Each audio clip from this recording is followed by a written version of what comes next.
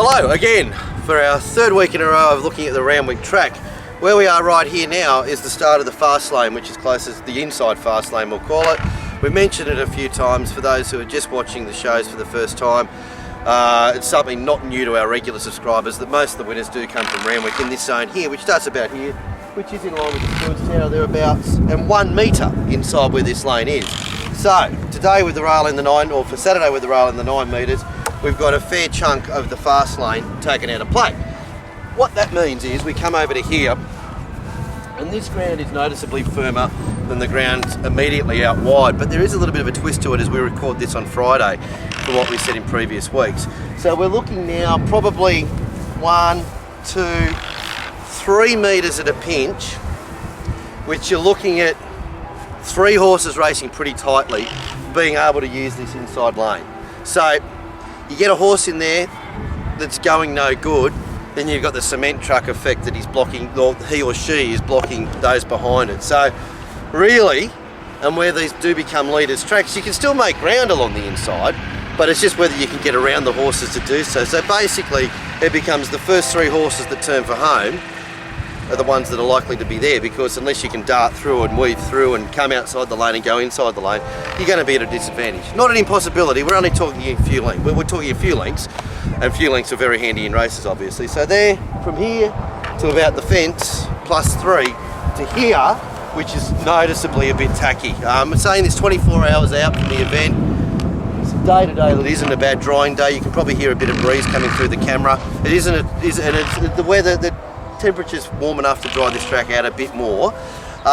Here is highly noticeable, a lot less firm than what is on the inside, and we'll get to the outside lane in a sec.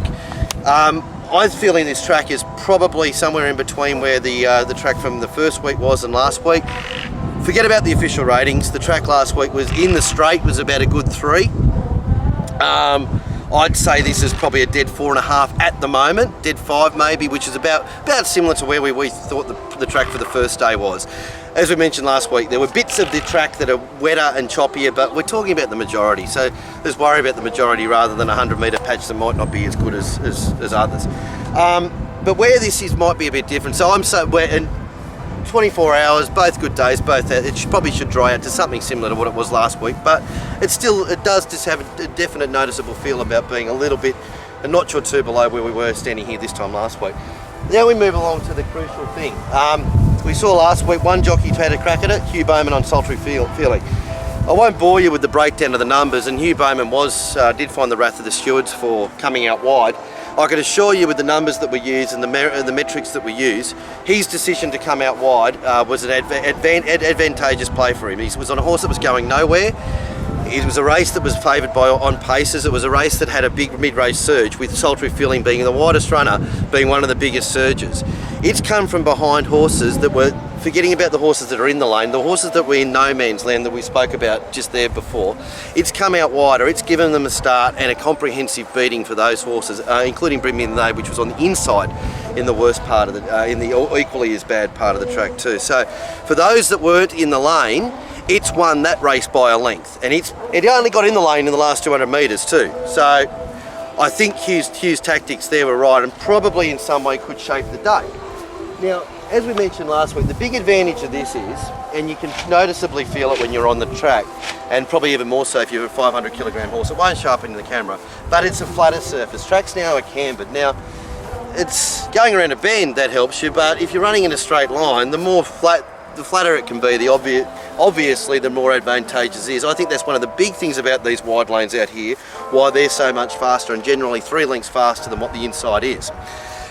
What is normally almost is noticeable too is that, one, the grass is often shorter out here because it's a bit of traction and it's a bit of wear from, they do track work, etc., and this is probably where the trucks and everything drive down this outside. The grass here today is equal length of what it is across the track, so that is less of an advantage to be out here.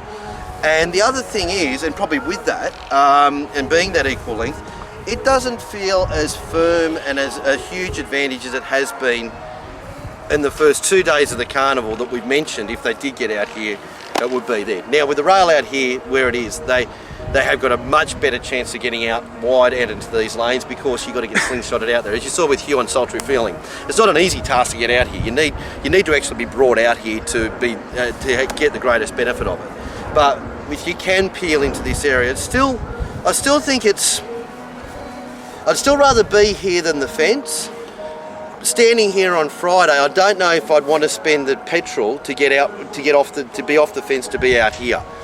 In saying that, we're 24 hours out from the event, and I expect that to probably change a bit, and this probably to become firmer ground than that, and probably about 2, not the full extent to what it can be off the inside lane, but say 2 length advantage. Definitely what you want though is you either want to be fence or you want to be here, because in the middle you're really going to be giving away a huge advantage. Like if you're say here as opposed to there, and it dries out as I think, you're giving away 5 lengths for the full 400 metres. So it's not many horses that are going to be 5 lengths superior to the other horses on the day here on Saturday. So that's it. That's the track. I'd say we'll probably play to a dead in the old. Probably about a 4.5, something like that by the time we get around to it tomorrow. But we'll tweet out what the update is after I walk it in the morning, mid-morning. The other thing I want to make the point of too is I'm glad to hear Navesh mention it on radio this morning is you're going to hear, if you're listening to the radio and the early reports about it's mushy, it's wet, it's this and that, ignore the track readings at 6 o'clock in the morning. There's going to be a dew here, it's going to be wet, it's going to be moist. We're not racing at 6 o'clock in the morning, we're racing at midday, and the critical reports will come through when we can get here and see what it's like and give you updates across Twitter and also on the site. So keep an eye out for that, but don't get in the head fuck of what normally happens in the morning and hearing the trainers come on and say, oh yeah, she's wet out here. It's going to be wet out here, it's wet out here 365 days of the year, it's Randwick, that's what it is. It's what it's going to be at 12 o'clock that we're concerned about, and that's what we'll bring you on the Punter Show. Good luck.